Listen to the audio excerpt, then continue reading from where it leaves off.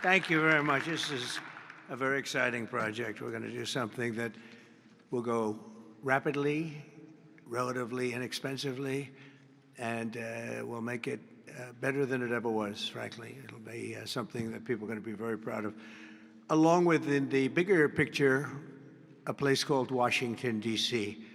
That is the bigger one, and we'll talk about that in a little while. But let's talk about right now the Kennedy Center, and I'm delighted to be here as we officially announce the incredibly talented artists who will be celebrated later this year at the 2025 Kennedy Center Honors. It's going to be a big evening. I've been asked to host. I said, I'm the President of the United States. Are you fools asking me to do that? Sir, you'll get much higher ratings. I said, I don't care. I'm President of the United States. I won't do it. They said, please. And then Susie Wiles said to me, sir, I'd like you to host. I said, okay, Susie, I'll do it. That's the power she's got. But I just, so I have agreed to host. Do you believe what I have to do? And I didn't want to do it, okay? They're going to say, he insisted. I did not insist. But I think it will be quite successful, actually. It's been a long time. I used to host the Apprentice finales, and we did rather well with that. So I think we're going to do very well because we have some great honorees, some really great ones. Since 1978, the Kennedy Center Honors have been among the most prestigious awards in the performing arts. I wanted one. I was never able to get one. This year, it's true, actually. I would have taken it if they would have called me. I waited and waited and waited, and I said, the hell with it. I'll become chairman, and I'll give myself an honor. Maybe I'm going to honor, next year we'll honor Trump, okay? This year, the board has selected a truly exceptional class of honorees. I mean, really exceptional. First is country music star, actor, and producer George Strait.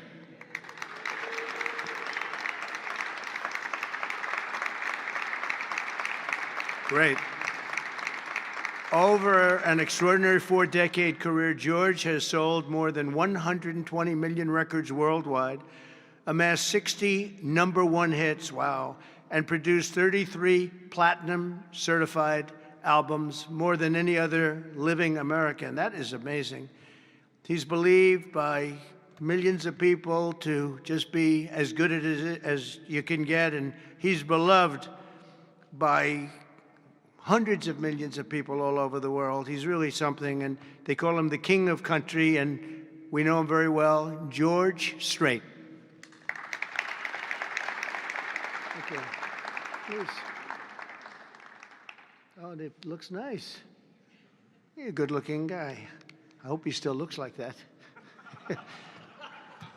Second is actor, singer, philanthropist, and star of the Broadway stage. One of my favorite talents. I think he's one of the greatest talents I've ever actually seen. I've always said, and just so we don't get in trouble, I'll say among the greatest artists in the world are the Broadway London actors back and forth. That's all they want to do is they want to do Broadway and they want to do London.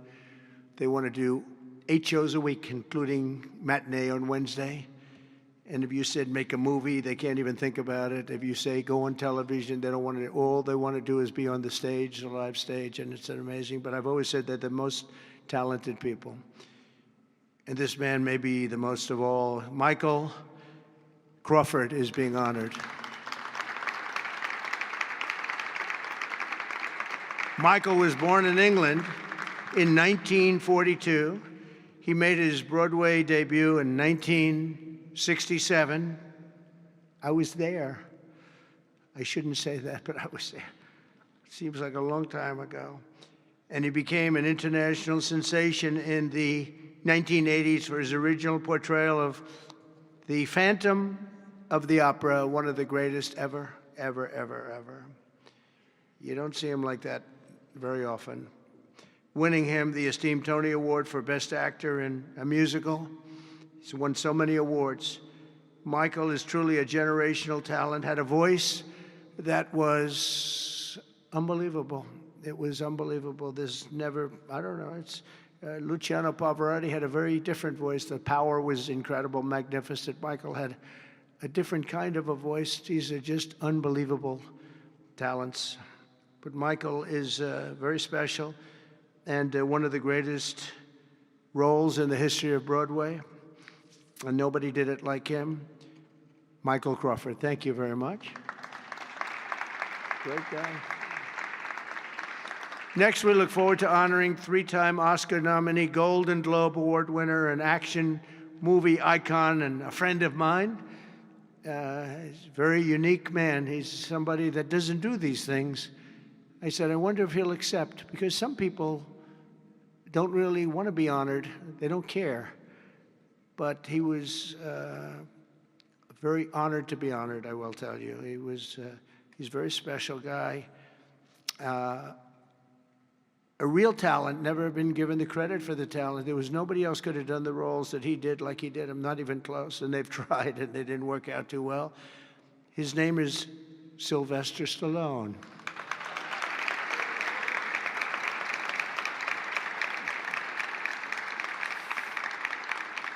So it's very few, almost, if any, people that could have taken a name and made it so incredible, like Rocky, Rambo, Creed, and others. But think of it, Rocky, Rambo, if you did one, you're good. You do two. And I'll never forget, I was a young guy, and I went to see a thing called Rambo, and it had just come out. I didn't know anything about it, but I was in a movie theater, like we used to go to movie theaters a lot. And I said, this movie is phenomenal. What the heck? And that turned out to be a monster. Rocky is Rocky. I mean, the way that happened, you know, Sly had no money, nothing, and he went around, and everybody wants to do a boxing movie. It's the most, you know, probably more than any other type of character, boxing, always boxing. It's so great. And there's rarely been anything like this one. John Voight did a great one, as you know. Champ, great. I think that was right there, too. John Voight's a phenomenal person, phenomenal actor. But Sly came in, and he had no money.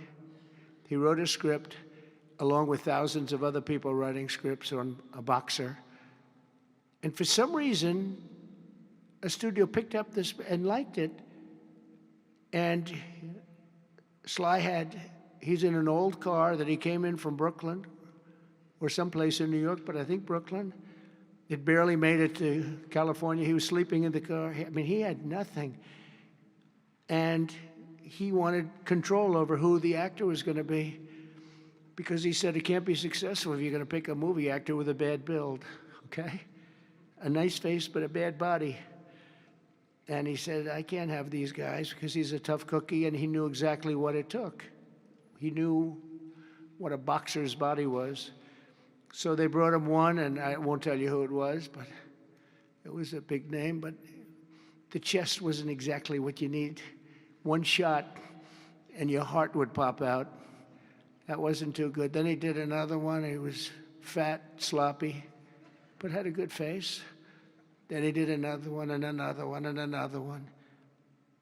And he turned it down. He wouldn't take $1 million. He wouldn't do it. And it turned out that when they saw him, they said, you know, you'd be actually pretty good for this role. And he had never done this before, anything like it. But think of it, he turned down $1 million. He had nothing. He refused to let somebody else play. He didn't want to play it. He wasn't originally, he did it as a writer. But he ended up playing it because he couldn't find anybody else that fit the role. And who knew what would have happened? He's become a legend of the silver screen, a true legend, and he's a great guy. He's a little bit tough, a little bit different, I will tell you. He's a little tough guy. But he's a phenomenal person with a phenomenal wife and family. Incredible wife, incredible family. His films grossing more than $7.5 billion, which is either a record or very close to it. I can't imagine anybody doing more. If you add up Rambo and Rocky and these others, I can't imagine anybody doing much more.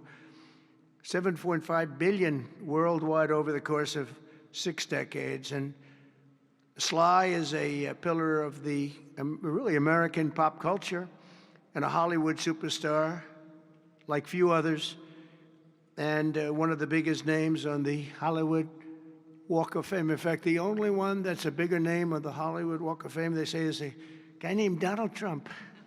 I'm on the Hollywood Walk of Fame, too, if you can believe that one.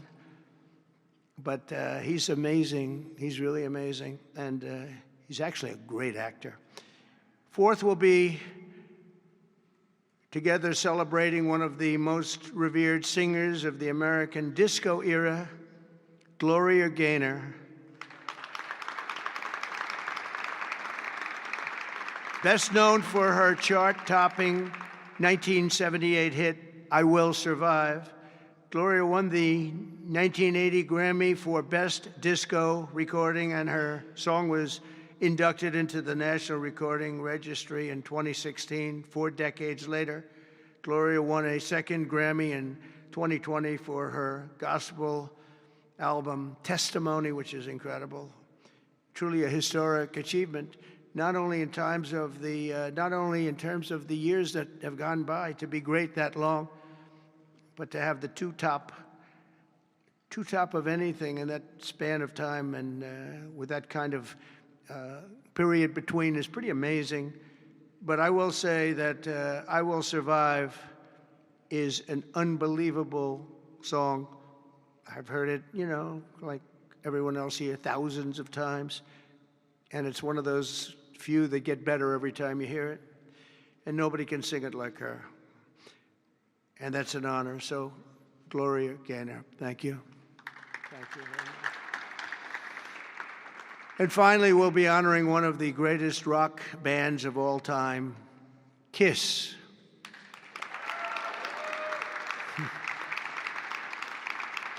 So KISS was formed in 1973 in New York City by founding band members, and incredible people, by the way, Paul Stanley, Gene Simmons, Ace Frehley, and Peter Criss.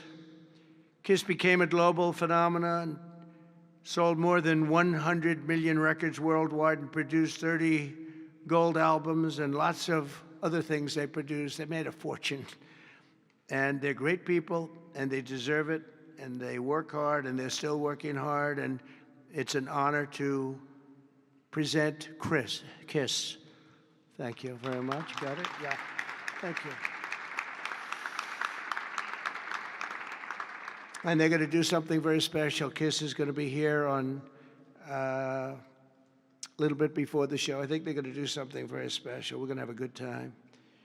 The 48th Kennedy Center honorees are outstanding people, outstanding group, incredible. We can't wait to celebrate the Kennedy Center honors. It'll be in December. It'll be on CBS.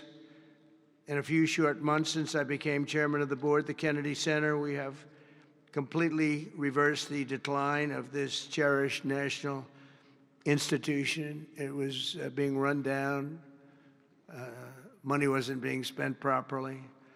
They were building things they shouldn't have built that nobody wanted, instead of taking care of the great gem that it is. You look at the marble, look at the quality of the marble, and the things that, with a little fix-up and a little work, we can make it unbelievable. These columns, when you see them the next time, they'll be magnificent. I mean, we have some great plans for this. The bones are so good. The bones of a building, if you don't have the bones, you might as well forget it. I'm working on another building, a thing called the White House. We're fixing it up so beautifully. It needed it. It's been many, many years since it's been properly taken care of. It's incredible. One of the great places of the world. Maybe, I mean, truly, to me, is there anything else even close? But we're doing that and doing some other things, and we're going to also fix up a place called Washington, D.C. We're going to make it so beautiful again. We're going to be redoing the parks, redoing the grass. You know, grass is a lifetime, like people have a lifetime. And the lifetime of this grass has long been gone. When you look at the parks where the grass is old, tired, exhausted, we're going to redo the grass with the finest grasses. I know a lot about grass because I own a lot of golf courses, and if you don't have good grass, you're not in business very long, Lindsey Graham. By the way, you have very good poll numbers, Lindsey. I just saw. Congratulations. But a few short months ago, I became chairman of the Kennedy Center, and we completely reversed it. We reversed what was happening. We ended the woke political programming, and we're restoring the Kennedy Center as the premier venue for performing arts anywhere in the country, anywhere in the world.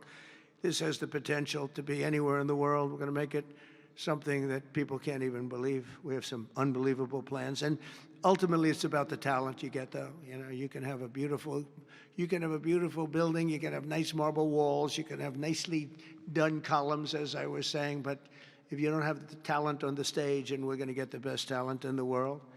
To that end, the world-renowned musical Les Mis had a phenomenal 5-week sold-out run this summer, beat projected revenues by 35%, and we've raised over $10 million in private funds from a lot of generous donors, and we closed the $26 million budget shortfall that they had before we got here.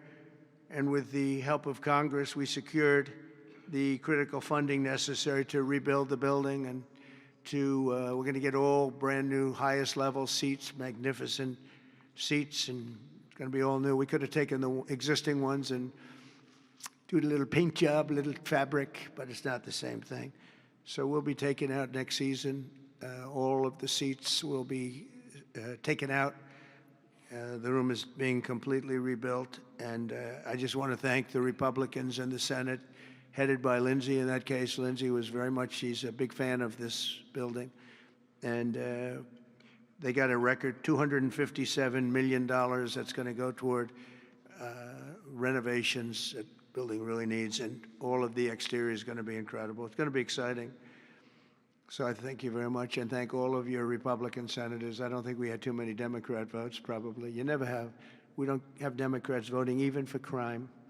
But I shouldn't make this political, because they made the Academy Awards political and they went down the tubes. So they'll say, Trump made it political. But I think if we make it our kind of political, we'll go up, okay? Let's see if I'm right about that. But I want to thank the executive director for an incredible job. He's done great. He's been with me for just about the beginning, and everything he's touched has been good. He was on high intelligence. He worked in low intelligence and high intelligence. He did better with the high intelligent people, but he's been fantastic. He's the executive director, Rick Grinnell, for his work. Thank you very much, Rick. Unbelievable job. And as well as Lindsey and all the people that helped us in Congress, I want to thank, and the Senate has been incredible. By the way, Leader Thune has been unbelievable, and Speaker Mike Johnson. These are great people. What we're doing with the great big beautiful bill is you're going to see a whole different country. You're seeing it already. We're coming in where the trillions of dollars is coming in from tariffs from all over the world, from countries that took advantage of our country. They thought we were children. They took advantage of us for decades, and now the money is flowing to us, and we've become the hottest country anywhere in the world. But the Kennedy Center board members, many of whom I knew, and many of whom I put on the board, and it's as good a board as I've ever seen. And on the board also, and some people that are doing an incredible job. One in particular is Attorney General Pam Bondi. The job she's doing is incredible. Thank you very much. Long beyond the Kennedy Center. The Kennedy Center is the easy part. She's incredible, and you're going to see a big change in Washington crime stats very soon. Or not the stats that they gave, because they turned out to be a total fraud. The real stats, the stats went through the roof. They had a man that was forced to put up stats like they were doing better. They're not doing better. Crime is the worst it's ever been, but it started as of about yesterday. You see a big change, and people are feeling safe already. I've had so many calls, thank you, sir, thank you. They were afraid to walk out. They're not afraid anymore. And this will be like the border. We started off with millions and millions of people coming in from all over the world, gang members and people from jails. They were unloading their jails into our country. All over the world they were coming, drug dealers. They came from Africa. They came from Asia. They came from South America, Venezuela in particular. They were coming in, Trinidad, Aragua, and the toughest people you've ever seen. And by the millions. And for the last 3 months, we had 0, 0, and 0 We had 0 people come in for 3 months. They respect our country again. That's the other thing. All over the world, our country is respected again. So I also want to thank the Chief of Staff, Susie Wiles, who's fantastic. She's done an incredible job. And Sergio Gore for the job he's done with personnel. Thank you very much, Sergio. Fantastic. In the coming months, we'll fully renovate the dated and the infrastructure of the building and make the Kennedy Center a crown jewel of American arts and culture once again. I think we'll bring it to a higher level than it ever hit. Actually, it hit a certain level, but we're going to bring it to a higher level than it ever hit. We have the right location, and soon we will be a crime-free area. This is going to be a crime-free area, by the way. You'll be able to go out. People tell me they can't run anymore. They're just afraid. And they'll be running again. We're going to have a crime-free. It's a big statement because if one thing happens all year, Pam, you better be good because they'll say Trump did not fulfill his. One person gets a little injured by somebody, they'll say Trump did not fulfill his promise. No, we're going to be essentially crime-free. This is going to be a beacon, and it's going to also serve as an example of what can be done. We have to get rid of this cashless bail nonsense. If you look at New York, Chicago, Los Angeles, which is so badly run. Los Angeles, they can't get the houses. They can't get the people their permits to build their houses. They're trying to rebuild their houses from the ridiculous fire that should have never allowed to have taken place. They should have had the water coming down from the Pacific Northwest, but they didn't do that. But they can't get the permits for the people that want to build their houses. But I want to thank Lee Zeldin because the federal government has gotten all of their permits, which are much more difficult permits, actually, and had them literally within 30 days after the fire. Everybody had their permit. But you don't have the city and state permits. They got to get going. The governor and the mayor have to get going. It will just be a matter of time that we're going to do something that's going to be incredible. We're going to use the Kennedy Center as a big focus of it, and that's the 250th anniversary celebration that we're having.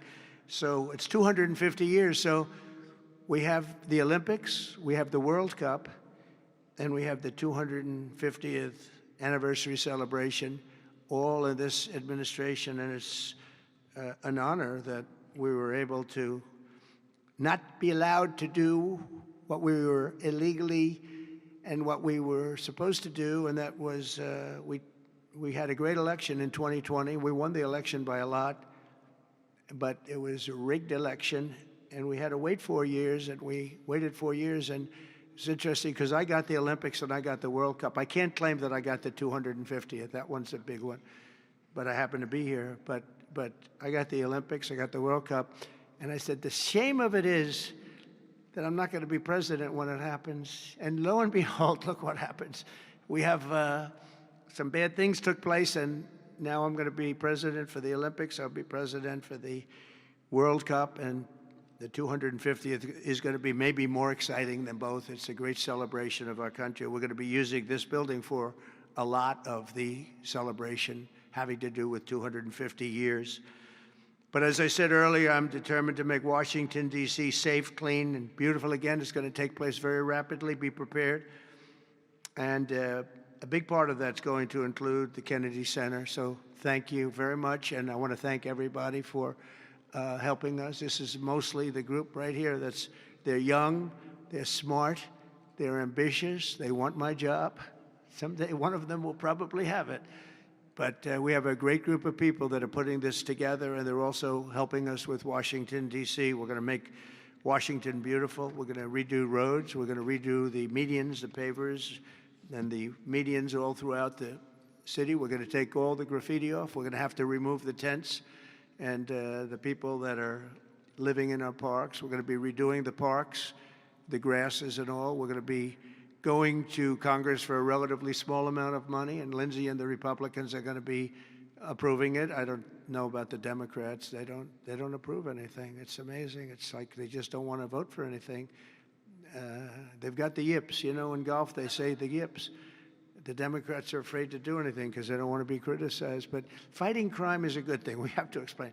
We're going to fight crime. That's a good thing. Already they're saying, he's a dictator. the place is going to hell, and we've got to stop it. So instead of saying he's a dictator, they should say, we're going to join him and make Washington safe. But they say, he's a dictator. And then they end up getting mugged, and, but the stats are very bad. But we're going to, I think we'll actually get Democrat support. I really believe they can't do this one too. It's, they talk about 80-20 issues. But I think many of those 80-20 issues, like men and women's sports, I think it's 97-3, not 80-20. And I think crime is maybe 100-0. So I think we may get very well some Democrat support, but I hope so. But even if we don't, we have the majority, so we're going to vote it in as Republicans, and we're going to do something. And that's going to serve as a beacon for New York, Chicago, Los Angeles, and other places all over the country. Our whole country is going to be so different and so great. It's going to be clean and safe and beautiful, and people are going to love our flag more than they've ever loved it, and we're going to do a great job. So I want to congratulate all the nominees. They're unbelievable people, and we're going to have a tremendous day in December, and that evening is going to be special, some really special people, and real talent. Do you have any questions? Yes, please. Hi, sir. There's new reporting that the Russians have hacked into some computer systems that manage U.S. federal court documents. I wonder if you've seen this reporting and if you plan to bring it up with Putin when you see him later in the week. I guess I could. Are you surprised? Are you surprised? They hack in. That's what they do. They're good at it. We're good at it. We're actually better at it. But no, I have heard about it. I've heard about it. Please. Thank you, Mr. President. You mentioned congressional Democrats. You have not yet met with Democratic leadership, but there's a funding deadline at the end of September. Do you plan to meet with Leader Schumer and Leader Jeffries to discuss that situation? Well, I will, I guess, but it's almost a waste of time to meet because they never approve anything. If we want money to fight crime, if we want money to do only good things, just good things. Let's not even talk about controversial. They don't want to meet about anything. They really are. They're stuck. They don't know what to do. They have probably more, I would say more than half are sane, but they are led by insane people. And the kind of things that they're pushing are not something. We have a communist running for the mayor of New York, and I wish him well. I may have to deal with him. I mean, it's not even conceivable. It's not even conceivable that could happen. And maybe he won't win, but he won the primaries by quite a bit. Shockingly, he won the primaries. So, and you see some of the people supporting him that truly don't believe what he's espousing. So, I mean, we will meet, but nothing's going to come out of the meeting. But here's the advantage we have is that we just passed the great, big, beautiful bill that had all the biggest tax cuts in history. No tax on tips, no tax on Social Security. Think of it. Think of that for the seniors. No tax on overtime. And all sorts of things. You go out, buy a car, you can deduct the interest payment. If you borrow money, you can deduct the interest payment from your taxes. So many things. But the biggest thing is, from a business standpoint, deductions. That was tremendous. Our country is roaring. Our businesses are, you're going to see some numbers in 12 months when these factories are open. We're opening up factories all over the world, all over the country, but that's all spreading to, I think we're spreading the wealth all over the world, if you want to know the truth. But we're opening them in this country at a level that we've never seen before. We've never seen. So they just don't want to prove anything. They just, we meet with them and they say, as Nancy Reagan said, just say no. They go, just say no. They're afraid to approve anything. If we say, we want to stop crime in this country, or as an example, bail, we want to make it so that people, if they murder somebody, they're in jail. They don't get out on no bail. They say, we don't want that. We want people to murder somebody and they immediately are released and they go out and murder somebody else. It's a big problem, a tremendous problem. By the way, we're going to go for statutes in D.C. and then ultimately for the rest of the country where that's not going to be allowed. Because it was when they did the cashless bail thing that the numbers really started going up. In this city, in New York, in Chicago, in Los Angeles, no matter where they have it, the numbers went through the roof. So we're going to meet with them, of course. I'd like to meet with them. We're going to tell them all these good things, and they're going to tell us no. And then we're going to go out and we're going to vote it in by the Republicans, because I don't believe that anybody is capable of making a deal with these people. They have gone crazy. Go ahead. Thank you, Mr. President. Thank you. Your federalization of the police has a 30-day limit unless Congress acts to extend it. Are you talking to Congress about extending it, or do you believe 30 days is sufficient? Well, if it's a national emergency, we can do it without Congress, but we expect to be to Congress, before Congress, very quickly. And again, we think the Democrats will not do anything to stop crime, but we think the Republicans will do it almost unanimously. So we're going to need a crime bill that we're going to be putting in, and it's going to pertain initially to D.C. We're going to use it as a very positive example. And we're going to be asking for extensions on that, long-term extensions, because you can't have 30 days. 30 days that's by the time you do it. We're going to have this in good shape. And don't forget, in the border, everyone said it would take years and you'd have to go back to Congress. I never went to Congress for anything. I just said, close the border. And they closed the border. And that was the end of it. I didn't go back to Congress. We're going to do this very quickly, but we're going to want extensions. I don't want to call national emergency. If I have to, I will. But I think the Republicans in Congress will approve this pretty much unanimously. Please, go ahead. Thank you, Mr. President. Would you encourage members of the press to do ride-alongs with the D.C. police to understand how serious this crime issue is? It's okay to me if they want to do it. We're going to work with the D.C. police. A lot of very good people in there. Not all, but a lot of very good, very, very professional. And, we have a big force. I think they said 3,500. They're always asking the mayor, who's a very nice woman, but got to do the job. We've worked with the mayor for 6 months, and she's been here for many years. And the numbers are worse than they ever are. Don't let anyone tell you they're not. And the whole statistical charts that they made, the whole thing is a rigged deal. They got rid of the guy because he didn't want to do the numbers the way they wanted to, and they put their own numbers out. They said it's the best in 20 years. No, it's the worst in 20 years. But we're going to be very open about what we're doing. So if the media wants to ride with police, if they want to do it, if they feel it's safe, that would be okay. Yeah, please, go ahead.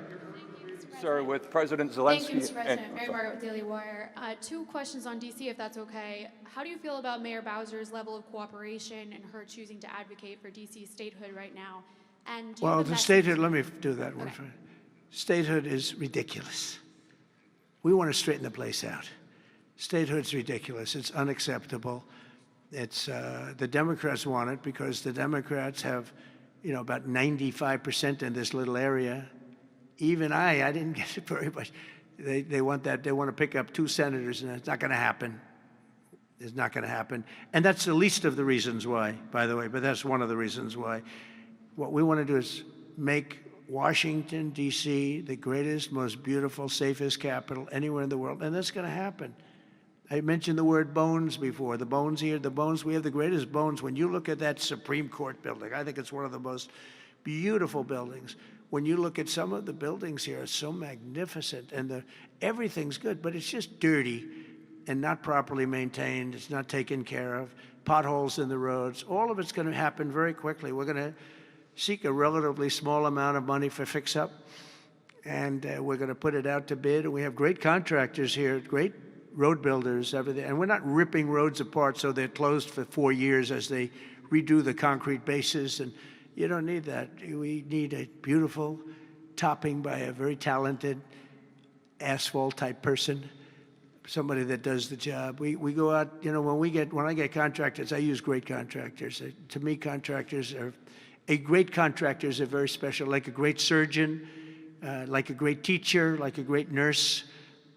A great contractor is very important. We'll only use the best. And when you put a coat of asphalt on that top, 2 inches of asphalt, 3 inches of asphalt, it looks brand new. You take all the garbage off. They reseed it, as we call it, or different names, but they take the bad stuff off and they put the good stuff down. It takes not a long period of time. A matter of a few days, you'll have a beautiful, magnificent road. You fix up the curbs. You get rid of the medians in this town are just horrible. You know, you're riding around, I think to myself, leaders come from foreign countries. You see, with leaders all the time, differently. They came in from India recently and from everywhere. They came in from a war that we just ended, Azerbaijan, and you know that, and Armenia. We just ended the war. The two leaders came in. One of them said, my country looks better. The roads are better than, you know, we were talking about it. I said, what do you think? He said, well, the roads are better in Armenia than they are in Washington, D.C. It's embarrassing. And I was asked at the last press conference, they said to me, how important is it? You're doing world peace. We're going to on Friday to Alaska, meeting with President Putin, Russia. How important it is that the capital is important? I said, very, very important. I told my father, said to me, when you see a restaurant and you want to go and you want to have dinner, and then you go up to the front door and it's dirty, turn around and go back because the kitchen's dirty. It's the same thing with the capital of the United States of America. If it's dirty and unsafe, it sets a bad tone for the rest of the world. So we're not going to do that. We're going to have this capital fixed up, safe, clean, and beautiful in a very short period of time. Go ahead, please. In the back? Yeah, please. Yes, Mr. President, how were your calls this morning with European leaders, and was it your call not to invite President Zelensky to your meeting with Putin? No, just the opposite. No. We had a very good call. He was on the call. President Zelensky was on the call. I would rate it a 10, you know, very, very friendly. I know the leaders because I was at NATO, as you know. I took it from 2% to 5%, 2% that wasn't paid, 5% that is paid, which is trillions of dollars in defense capability. No, it was always going to be, I was going to meet with President Putin, and then after that, I'm going to call the leaders and President Zelensky. I'm going to call President Zelensky, and then I'll call, probably in that order, the leaders. There's a very good chance that we're going to have a second meeting, which will be more productive than the first, because the first is I'm going to find out where we are and what we're doing. Again, this is Biden's war. This isn't my war. He got us into this thing, and it should have never happened. This war would have never happened if I were president. But it is what it is, and I'm here to fix it, and I'm here to stop 6,000, 7,000 people last week. 7,213 people last week were killed, mostly soldiers. But missiles being lobbed into towns don't exactly help either, but mostly soldiers. And Ukrainian and Russian. They're not American soldiers, but you know, if we can save a lot of lives, it would be a great thing. I've stopped 5 wars in the last 6 months, and on top of that, we wiped out the nuclear capability of Iran, obliterated it. It's turned out to be a correct word, by the way, because you know some of the press said, well, maybe it wasn't obliteration. It was obliteration, and we're going to meet with. I would say the second meeting, if the first one goes okay, we'll have a quick second one. I would like to do it almost immediately, and we'll have a quick second meeting between President Putin and President Zelensky and myself if they'd like to have me there. And that would be a meeting where maybe it could be absolutely work. But the first meeting will not work that out. Certain great things can be gained in the first. It's going to be a very important meeting, but it's setting the table for the second meeting. I think the second meeting, if the second meeting takes place, now there may be no second meeting, because if I feel that it's not appropriate to have it because I didn't get the answers that we have to have, then we're not going to have a second meeting. Thank you, sir. Thank you, sir. I didn't ask you. Go ahead, please, Redress. I just wanted to ask you, thank you, Mr. President. How involved were you in the selection process of these honorees? I would say I was about 98% involved. No, they all went through me. They came over, Rick and Sergio and everybody. They said, I turned down plenty. They were too woke. I had a couple of wokesters. No, we have great people. This is very different than it used to be. Very different. These are great people, and they're not. I don't have any idea the Republican, because I want people that. The Kennedy Center has everything. Look at the Academy Awards. It gets lousy ratings now. It's all woke. All they do is talk about how much they hate Trump. But nobody likes that. They don't watch anymore. That used to have 45 million people watching. I remember The Apprentice, first season. The Apprentice had 42 million people. The Academy Awards had 41 million people. We were the second show to the Super Bowl. But since then, the Academy Awards have gone down to, I think they've gone down to numbers that are like a regular show because it went woke. We're not doing it for that reason. We're doing it because we want the great talent. But these are great people. So I was just a very long answer, but I was very involved. Thank you, Mr. President. The Biden administration was auctioning off border wall materials, but we're hearing now that the auctioneer is selling those materials back. Are you finishing building the wall? Well, I built hundreds of miles of wall, and I was getting very close. I actually finished the wall, but then I added another 200 miles because when you do the original wall that I said I was going to build, which I got built, and I got it to the specifications of the Border Patrol and ICE, the exact. They wanted steel, they wanted concrete inside, they wanted rebar inside that, they wanted it to have wires. The walls are wired for, all of the internet stuff and security things.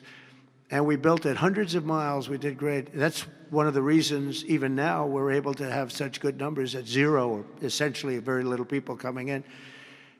But Biden, I ordered for another 200 miles. I was going to do another 200 because it's the way it is.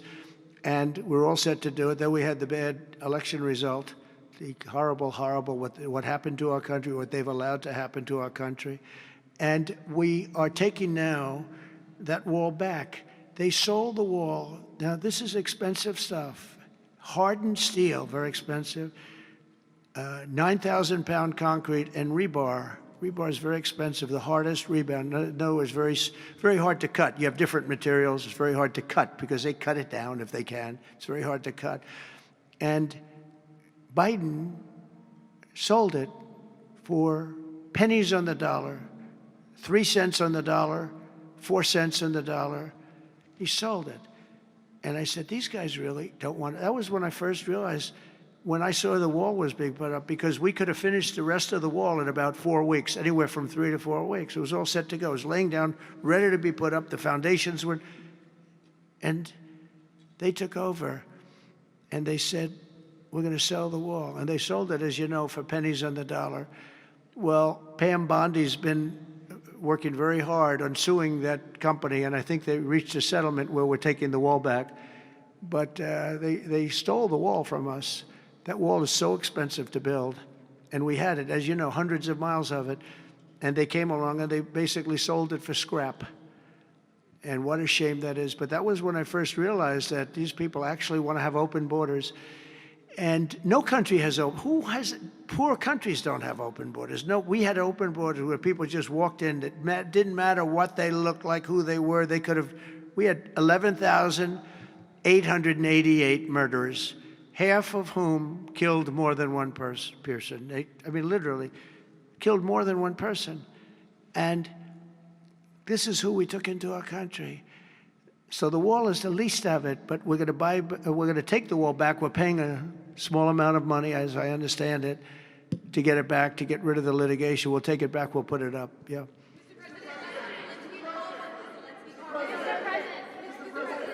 Go ahead in the back, please. I want to take it back to the Kennedy Center, if I can, just for a second, Mr. President. Sure. From what I understand, the Les Mis show exceeded everyone's expectations. Attendance, revenue, across the board. That's great. Do you anticipate future shows to basically do the same? I like that guy. Now, that's called a question, okay? And he's a great reporter, actually. Thank you very much. I appreciate it. Yeah, it did great. Les Mis did great, broke records, and was sold out and beautiful. And we anticipate a lot of that happening. There's a thirst for it. And especially when the crime is knocked out. You know, when we knock out crime, some people probably stay away from places like restaurants and other things. It ruins your whole fabric. It ruins your country.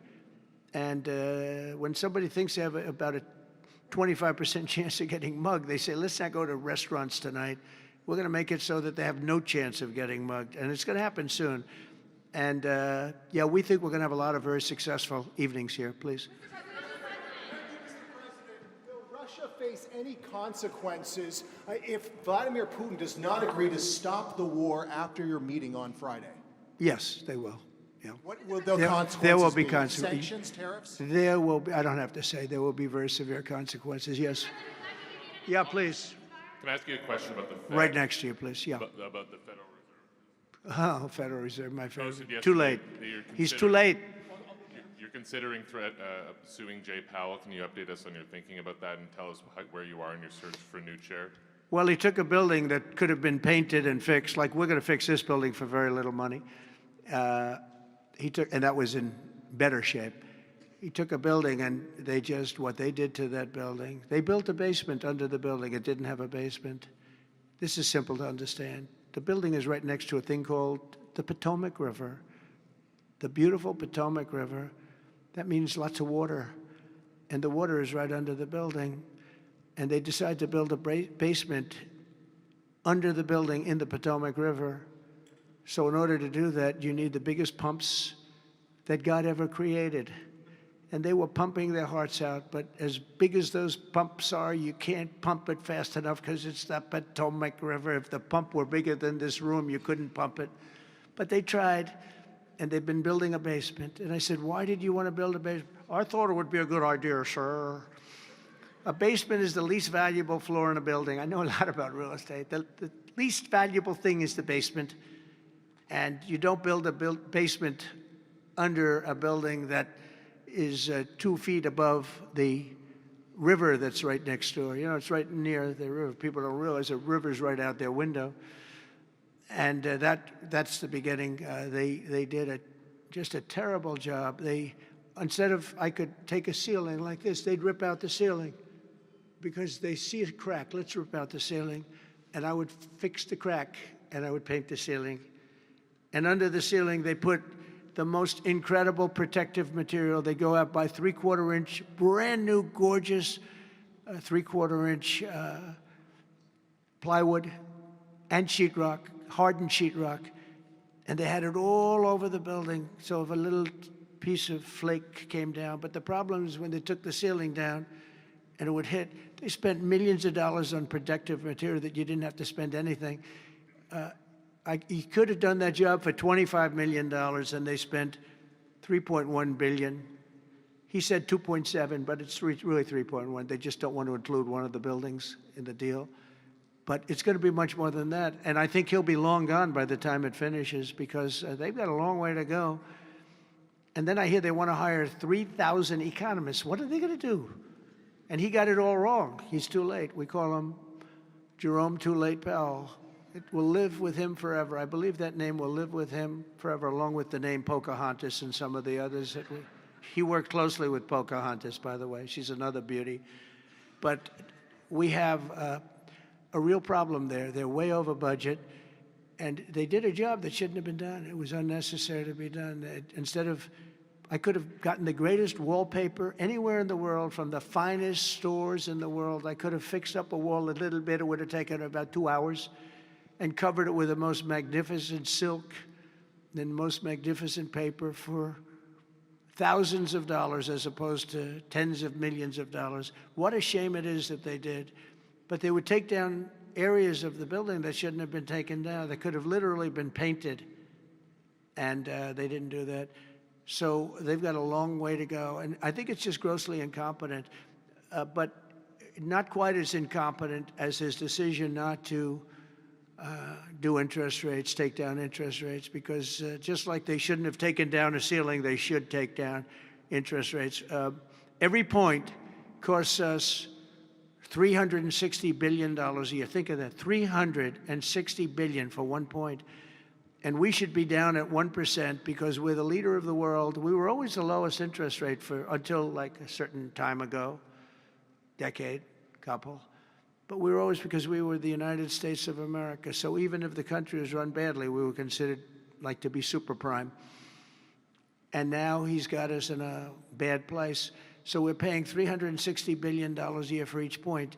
Now, I believe we should be 3 or 4 points lower. So that's over $1 trillion we pay. Every year, in interest. And it's really just a paper calculation. You sign a document and you save almost $1 trillion because that number equates very much to the bonds that we have to buy.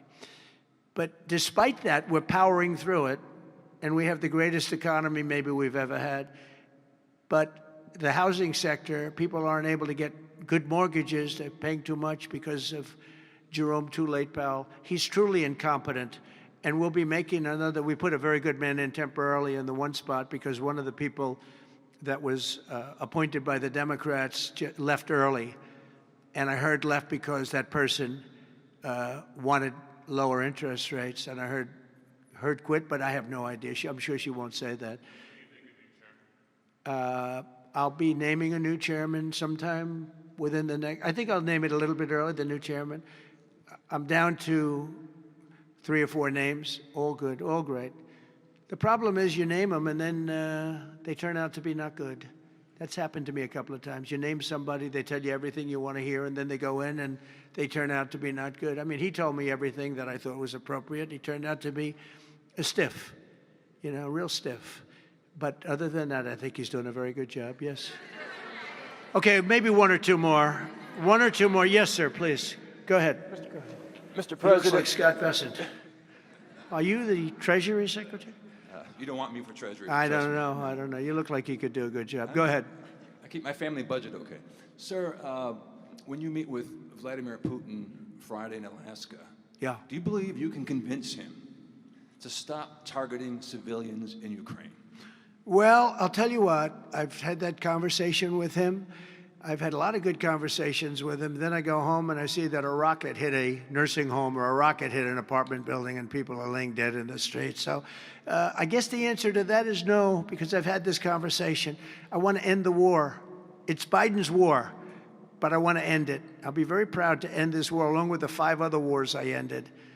But I guess the answer to that is probably no, because I would have had a good conversation with Vladimir. I knew him very well. I got along with him great, actually. We had I had to go through the Russia hoax.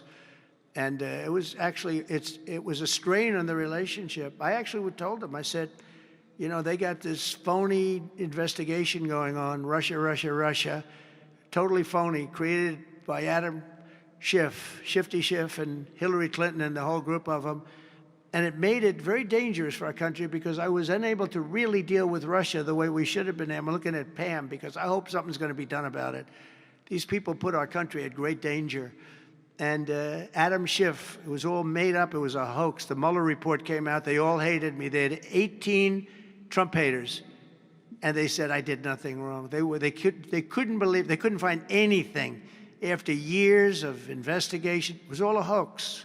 It was a hoax created by the Democrats, but in particular Schiff and Crooked Hillary, the whole group. And now we've learned all the stuff that's come out over the last 2 months is incredible through intelligence. And hopefully something's going to happen with it. These are people that put our country in danger, in real danger. I want to thank you all very much. Thank you very much.